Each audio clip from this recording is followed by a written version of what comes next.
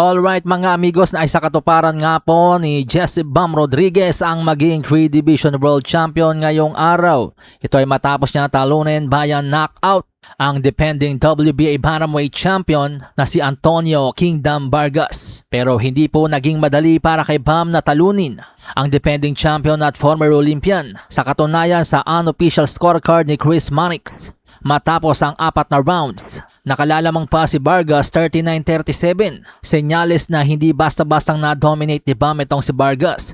Magaling din kasing tumiming itong boksingerong ito mga amigos at mabilis din sumuntok. Sa katunayan may mga moments pa nga po na napasandal niya si Bam sa lubid mula sa kanyang malulupit na kombinasyon. Pero nagbago ang ihip ng hangin nang magpakawala ng overhand left itong si Bam Rodriguez. Saktong-sakto sa panga ni Vargas na siyang naging dahilan ng pagbagsak nito. Siya po'y nabilangan ng referee sa puntong yan. Akala ko nga po'y matatapos na dyan ng laban dahil isang malupit na finisher itong si Bam Rodriguez. Pero hindi, talagang lumaban muli ng palitan itong si Vargas. Kumukonekta ang mga suntok ni Bam pero kumukonekta rin ang mga suntok ni Vargas. At dahil nga po dyan, nakasurvive si Vargas sa round 5. Napunta tayo sa round 6. Sa opening seconds, kumonekta kaagad ang malutong na 1-2 ni Bam.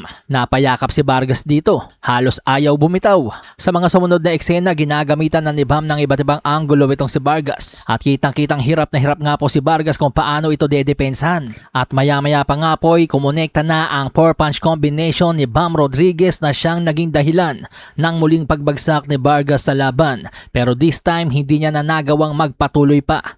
Kaya naman the winner by 6th round knockout and the new WBA Bantamweight Champion of the World, Jesse Bam Rodriguez, na ngayon ay nag-improve na nga po ang kartada sa 24-0 with 17 knockouts. Isa nang ganap na 3 Division World Champion sa edad na 26 pa lamang.